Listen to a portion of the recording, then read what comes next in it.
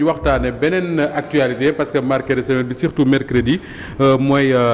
l'affaire Barthélémy Diaz disons-le comme ça moom mi nga xam ne dafa waroon a taxaw ci kanamu àttekat bi cour d'appel la woon mais àtte bu mujj am dañ ko dàq ba le 1er décembre di fàttali ne en juillet 2021 déjà ci lañ décidé woon ne procès bi dinañ ko def le 10 novembre. Je renvoie depuis sooba léegi maa ngi koy wax à un papier de Walf Quotidien que Mame Birame Wathie a publié lui-même ça a été publié le 8 juillet 2021 et que dans ce papier-là da nga ciy lire ne le 10 novembre 2021 le Barthélémy Diaz war a jàkkaarloowaat ak àttekat bi alors Fadilou Keita ce qu'on n'a pas compris quand même mooy loolu lépp leer ci bopp népp parce que ce que je dis kii mi ngi toog mën na ko confirmer le papier existe xamoon nañ ne fa la jëm lan moo tax Yewwi Askan Wi bëgg amate tout le Sénégal pour un procès boo xam ne xamoon nañ depuis juillet que ne le 10 novembre 2020 la war a. oui xam nga Barthélémy Dias déjà dans un premier temps. dem na ci seen bon le 7 la je crois c'était le 7 le 10 novembre le 7 novembre. bi ñu ko mujjee convoqué. oui c'est procureur bi naan non il était pas là il a prouvé qu'il était là. et avec des documents à l'appui avec son avocat qui peut témoigner et tout mais Pape comme j'ai dit tout à l'heure Moustapha man du nit yi dañ may aspirer ci loo xamante ne dëgg-dëgg warul nekk débat bi il faut que ñu dem dans le débat de fond j'ai suivi un de vos chroniqueurs mu ci wax tey suba ci affaire expert balistique yi lu ñuy wax ak affaire mel noonu ba tey ba sànq procès ci Barthélémy Dias sax dafa warul am noonu la waroon am ci saa si ñu dem xam nga lan moo tax. kenn mënu le bi ñu tiré kooru Ndiaga Diouf mi ngi nii daanu na photo nañ ko wala repéré nañ ko foofu kenn xamul fan la Ndiaga Diouf mujjee daanu kenn xamu ko. bal bi kenn xamul ko defuñu amul benn expert balistique bu ne li nga xamante ne moo am tir bi nga xamante ne moo am ci arme Barthélémy Dias la jógee. ku mel noonu ñu jël di ko traîner dans la boue depuis presque 10 ans. ku mel ni président Macky Sall bi nga xamante ne tey dëgg-dëgg xam nañ ni am na ascendance bu mu am ci justice. taxaw parce que wax na ko le 31 décembre li muy def ci rapport yeeg yooyu nee na am na dossier yoo xamante ne bu amee ministre bi dafa may woo su ma wooyee ma ne ko non lii teg ko suuf ndax soo ko yëkkatee dëkk bi tàkk il a dit devant tout le monde donc lii su ko bàyyee mu dem ba yii di fi am moom la neex mais warul mën a nekk pourquoi parce que Barthélémy Dias bañ ko sax condamné di ko tëj 6 mois mu tëdd 6 mois kenn neew ko yaa rey diw ba léegi ay genre association de malfaiteurs rek genre xawma lan conduit à la mort d'homme à la mort de blessure waaw cause de blessure et cetera donc il faut qu'on revienne à plus de sérieux koo xamante ne il est maire ñu fekk ko ci mairie am attaqué ko mu nekk en position de défense de légitime défense dara xew fa état pour man da ko war a protéger comme Macky Sall ni muy protéger ces ministres yi nga xam ak ces directeurs généraux yi nga xamante ne ils ont été épinglés par des rapports yi nga xamante ne moom moo si teg coup de moom moo ko wax. mais quand il y a mort d'homme Fadilou mënuñu ko bàyyi mu dem noonu. non je suis d'accord pour que la justice fasse son travail mais que le maire aussi soit protégé et que tout ceci se fasse dans les règles de l'art quoi parce que tey ku mel ni Barthélémy Dias am envergure war a mën a nekk le maire de la capitale am plébiscite bu am ci moom coalition bu toll ni Yewwi Askan Wi des partis comme Pastef troisième aux élections nekk ànd ak ay PUR nekk quatrième aux élections ñëw ne ñun diw mooy sunu candidat ñu gis ni bi ñu ko investir tey suba sa la ñu ko convoqué lañ bind nañ ko mais là on le savait depuis juillet que ni dina taxaw ci kanam àttekat bi au mois de novembre mais man li ma comprendre mooy en connaissant tout ça lan moo tax des leaders quand même respectés comme Malick Gakou Ousmane Sonko dem bay jàkkaarloog ak alkaati yi di jàppateeg ñoom pour des choses yoo xam ne ku lire journaux yi xam ne programme woon nañ ko bu yàgg mais Moustapha xam nga lan moo warul am problème jàkkaarloo warul am xam nga la moo tax jàkkaarloo warul am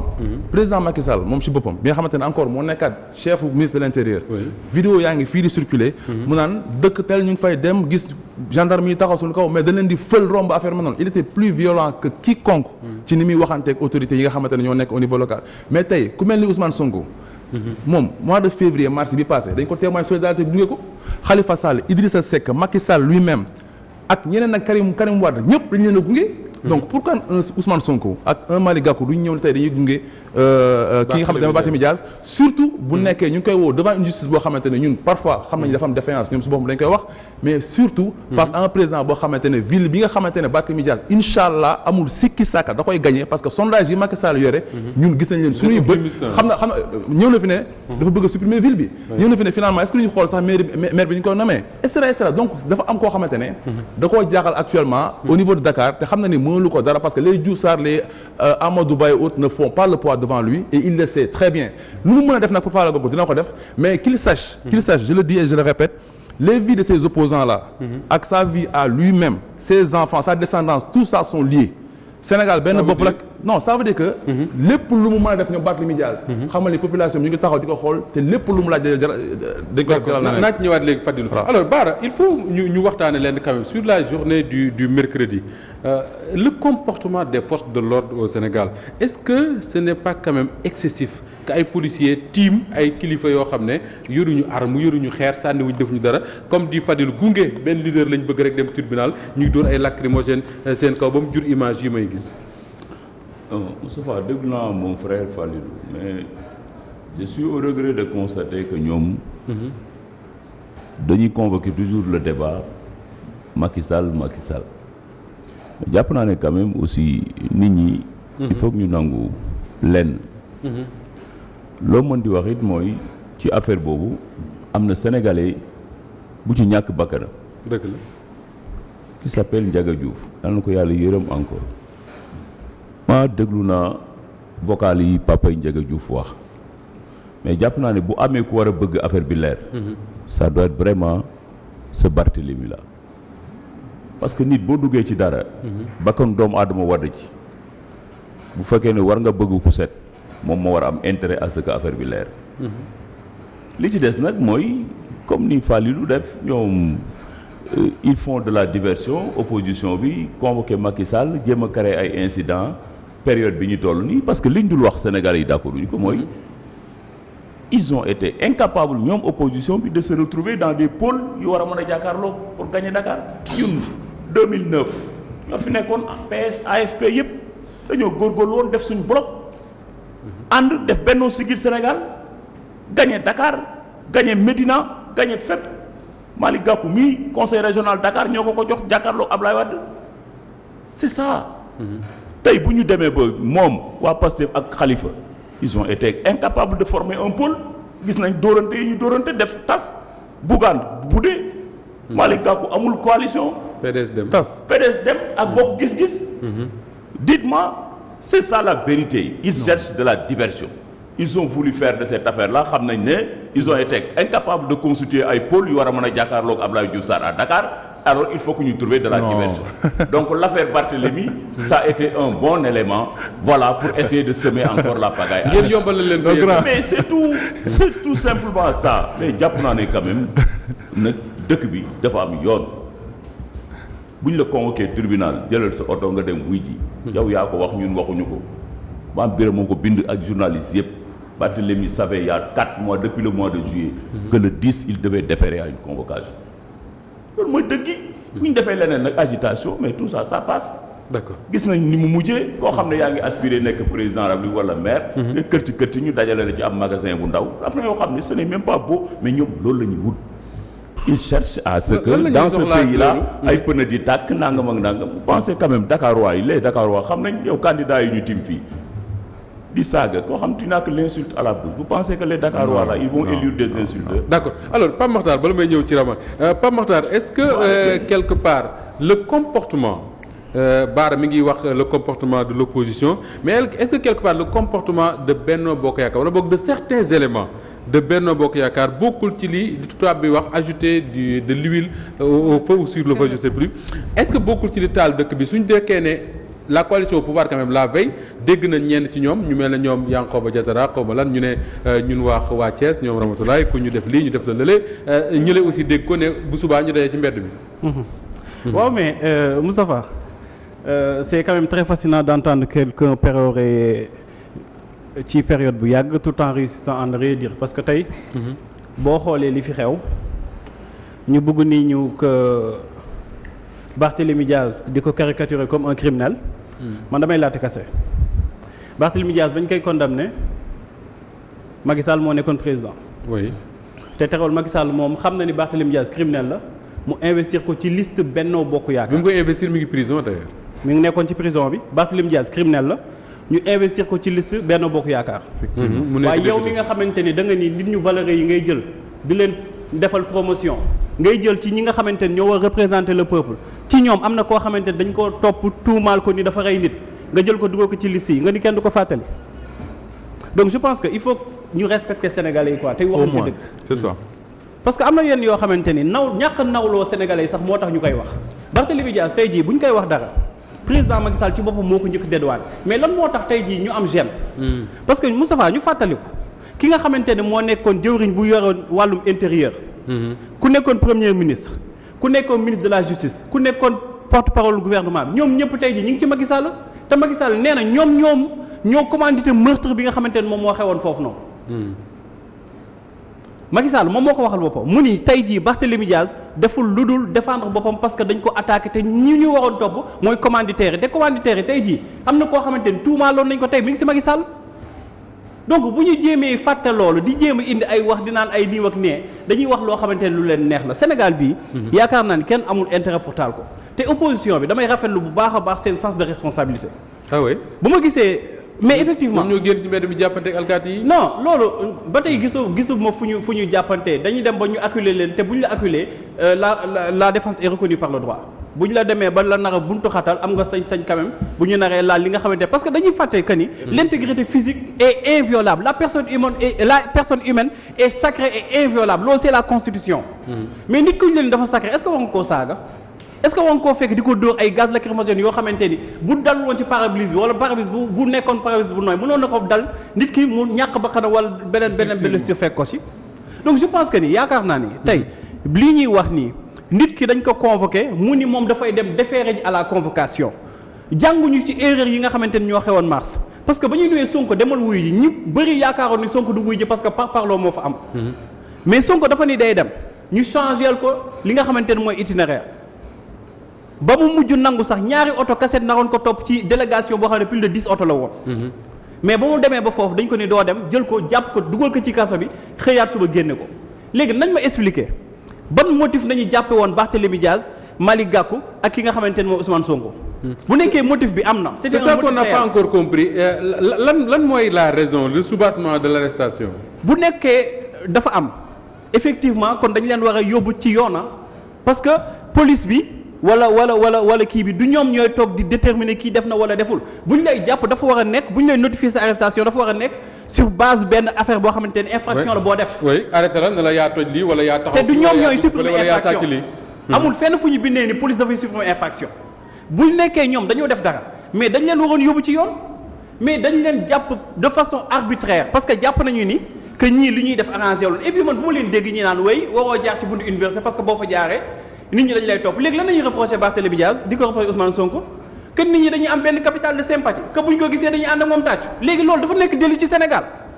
Moustapha doo jaar fii parce que boo jaaree fii nii nit ñi dañ la bëgg ba dañ lay tàccu léegi loolu la ñu bëgg def délit ci Sénégal man Pape Makhtar de kenn du ma tere jaar buntu université parce que xam nañu Pape Makhtar bu jaaree université benn étudiant du ko lijjanti mais Ousmane Sonko bu jaaree université étudiant yi ànd ak moom mais loolu nga bëgg ko defal délit ni ko léegi dootoo jaar ci buntu université tànk sax di dem y a pas de problème mais je pense que ni vraiment daanelee foofu gis nga Moustapha nañu delloo cër li nga xamante ni mooy sénégalais yi gis nga police ak gendarmerie man ba mu leen gisee seen équipement yi dama tiit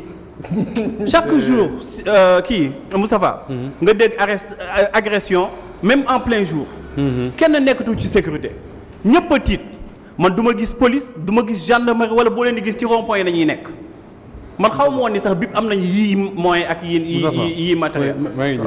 yooyu yëpp tey jii ñu koy jël parce que opposition bi génn nañu am na gendarmerie dama gis ñu dem ba ci VDN fa lañ gaar si oto pour sol seeni kii quoi wane ne léegi problème sécurité yu sénégalais yi am boo demee Kër Massar nga dem feneen ak feneen Yëmbal ak feneen ak feneen sénégalais yi nekk ci problème insécurité gisuñu police gisuñu gendarmerie da ngay woote bay bëgg dee mais bu ñu demee na ba ministre de la justice toog bi assemblée nationale ñu war a yëgti immunité parlementaire ay député mu ni dafay regretter c'est douloureux parce que ay ñoo xamante ni si ñoom nañu bokk ñu war leen jébbal yoon mais loolu mayel Fadil une minute après ñëw ci wéy une minute rek je me rappelle aussi de ce qui s'est passé l'autre jour sérieusement je le dis waxuma ko ngir parparloo wala dara mais ce qui s'est passé l'autre jour c'était extrêmement dangereux wallahi azim muy lan gis nga rue 7 bi ñu dugg noonu Médina bi ñu demee ba exfiltrer gars yi dugal leen seen oto ñun ñu ngi man maa ngi taxaw ci kanamu oto bi fekkee lépp dafa am benn lu mel ni char bu ndaw seen oto yooyu noonu comme auto voiture de sécurité bu nekk ci kanam ak benn bu nekk ci ginnaaw ñu ne dañuy may ñu génn dem ñibbi mais benn bi dafa taxaw ci kanam mënoo avancer oto bi maanaam oto bi day avance accéléré ñoom ñu freiné fexe ba génn ñu ci rue 6 bi rek chargé dóor ay lacrymogène li fa xew nit mënoon na fa dee facilement bien sûr moo lay woon niveau d'irresponsabilité bi am parce que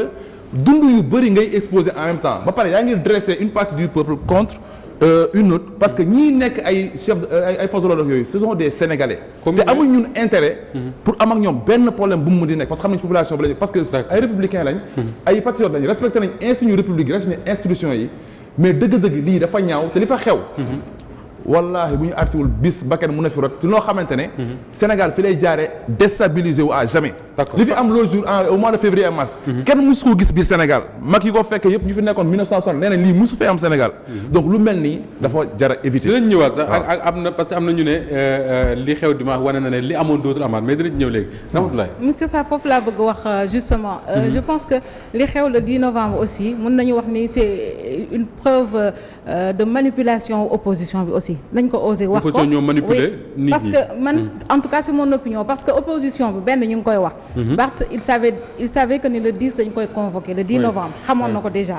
donc xamoon na loolu lan moo fi jar également ñu amati toute cette population ñoom moom génn na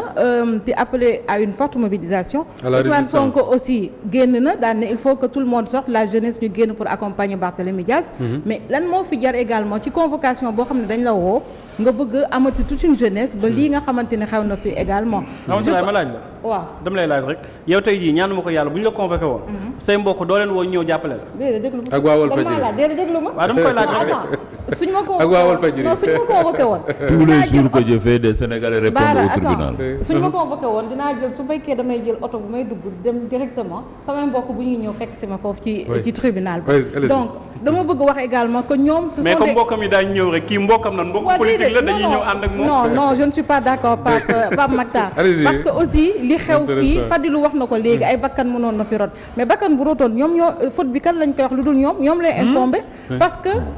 ñii également les forces de l'ordre et de défense li ñuy def moom mooy indi sécurité bi ñoom ñooy préserver également comportement takk der yi mën nañ ko expliquer wala ñu justifier ko non je te jure personne ne peut l'expliquer non Moustapha un peu pour disperser la foule gis nañu également de l'autre côté ñeneen ñi tamit les militants et tout riposté nañu baare fii def ay pneu et tout mais ce qui est déplorable te li ñu wax li mu indi lii yëpp c'est également Barthélémy mi ñu convoqué au lieu que mu jël oto taal ko dem répondre tout simplement Mame Birame Wathie avant Pape Sané Mame Birame est-ce que le comportement des forces de l'ordre au Sénégal est-ce que am na lu ko mën a justifier c'est-à-dire que ay leaders politiques yu ànd Ramatoulaye a peut-être raison que ni jërul woon gàngoor mais en tout cas def nañ ko ànd jëm tribunal sànni wuñu xeer yoruñu arme police chargé seen kaw toroxal leen est-ce que yaakaar nga ne comportement boobu lu normal la ci dans une démocratie non c'est pas normalul du tout mais xam nga le président Macky Sall dafa trahir Sénégalais yi ah oui parce que entre 2011 2012 manifestation yi nga xamante ne daan na am ki ko daan réprimer lu mooy Arona Sy indiwaat na ko ba mu ñëwee daf koo jox doole wane ne policiers lañ daan def 2011 ci sénégalais yi ba Mamadou Diop ak ñeneen ñàkk seen bakkan les responsables dara du leen ci fekk au contraire dañ leen di gën a dëgëral xam nga man d'accord ma trop ñuy analyser di wax ne juillet man publier woon naa texte di wax ne Barthélémy Diaz dañ koy convoquer novembre c'est un texte écrit par Salif Ka moom publié dans votre site Walfnet tout à fait mais xam nga pour man nekkul datu article boobu ngay xool xam nga lan ngay xool datu jour bi président Macky Sall fixé date élection jour boobu ngay xool c'était le 11 mai te xam na le 11 mai 11 mai oui maanaam le juge dafa bàyyi ba ñu fixé date élection yi mu doog a convoqué Barthélémy non Mame Birame le juge mënul le en juillet le juge mënul xam ne Barthélémy sera candidat à la mairie de Dakar il y aura une coalition qui s'appelle Yewwi Askan Wi xaaral xam nga candidat Barthélémy Diaz oui ak procès bi dafa am ay liens yoo xamante ni kenn mënu koo dindi te dama lay damay def benn comparaison bu ndaw rek pour won la ne lii nii c'est de la politique du début à la fin Khalifa Sall par exemple son procès mu ngi débuté fin janvier 2018 début février 2018 instant yooyu la débuté Khalifa Sall condamné nañu ko mu def appel ñu condamné waat ko mu defaat appel ñu condamné waat ko ba muy 3 fois diggante 2018 ak 2019 présidentielle ba pourquoi parce que il fallait que ñu confirmer sa condamnation définitivement pour mën ko empêcher nekk candidat c'est le contraire nag qu'on observe avec le dossier de Barthélémy Diaz maanaam un dossier boo xamante ne nii depuis 2011 ah la événement yi xew ñu jugé ko moom mu demandé appel je pense que depuis 2015 ba fi ñu toll nii ñoom amoon nañ suffisamment de temps pour vider le dossier définitivement mais ils ne l'ont pas fait ñu bàyyi ba le président de la République parce que Barthélémy Diaz nekkul ne bi ñu fixé élection yi la doog a wax ne dafa bëgg a nekk maire de Dakar doon na ko wax bien avant ça donc bu ñu bàyyee ba comment dire Khalifa Sall ces 3 appels ñu vider ko en une année Barthélémy Diaz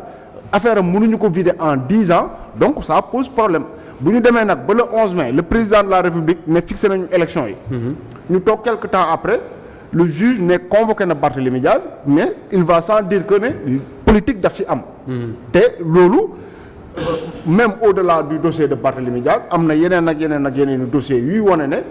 un homme politique xam nga loolu souvent tamit day tax ñenn ñi bu ñuy wax la justice ñu jàpp ne dañuy xarab magistrat yëpp mais tel n'est pas le cas justice bi mu ngi fonctionner seulement fu ñu koy déplorer mooy bu duggee affaire politique bu ci amee maanaam un homme politique bu ñu amee pour juger ko te loolu la ñu gis avec le président Macky Sall bu mu fi ñëwee ba léegi des hommes politiques yoo xamante ni ànduñu ak moom mais il a tout fait pour véritablement briser leur carrière d'accord